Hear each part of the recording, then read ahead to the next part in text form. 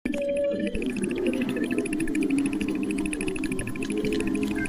ုးရွာနေတဲ့ညတညမှာအပြင်ကနေတကားခောက်တန်ကြားလိုက်ရတယ်။ခောက်တန်ကပတ်တန်ရှိတယ်။၃ချက်ခောက်တယ်ရက်တယ်။၂ချက်ခောက်တယ်ရက်တယ်။နောက်တစ်ချက်ခောက်တယ်ရက်တယ်။ပြီးတော့လုံးဝတိတ်ဆိတ်သွားတယ်။1996စာအုပ်ထဲကစာမျက်နှာတစ်ခုကသူ့ဘာသာလူလျောက်ပွင့်သွားတယ်။စာမရှိဘူး။ဒါပေမဲ့တကားပုံစံတစ်ခုပေါ်လာတယ်။ပြီးတော့ဖြစ်ချင်တော့ကျမရဲ့အခန်းထဲကတကားနဲ့ပုံစံတူတူပဲ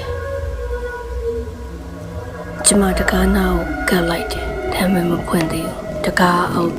ကြားထဲကအပေါက်ကပ်လေးကနေရေမဟုတ်တဲ့အရာတစ်ခုစီးလာတယ်။အနက်ရောက်မင်းလိုပဲ။အဲ့ဒီမင်းကညီပေါ်မှာစာရေးလိုက်တယ်။ငါဝင်လာလို့ရပြီလားဆိုပြီးစာအုပ်အဖုံးပေါ်မှာကုတ်ဆွဲထားတဲ့အရာလိုမျိုးပေါ်လာတယ်။သူကျမနားထဲမှာအတန်တူတူလေးကြားလိုက်ရတယ်။မဖွင့်နဲ့ဆိုပြီးတော့အဲ့လူကအပြစ်မှမဟုတ်အတိတ်မှလည်းမဟုတ်ဆိုပြီးအဲ့ချိန်မှာပဲတကားခောက်တန်းကပြန်ဆလာတယ်။ဒီတကားကပိုနေတယ်ပိုပြီးတော့ခက်ကြမ်းခောက်တာကြားလိုက်ရတယ်။ပြီးတော့အိမ်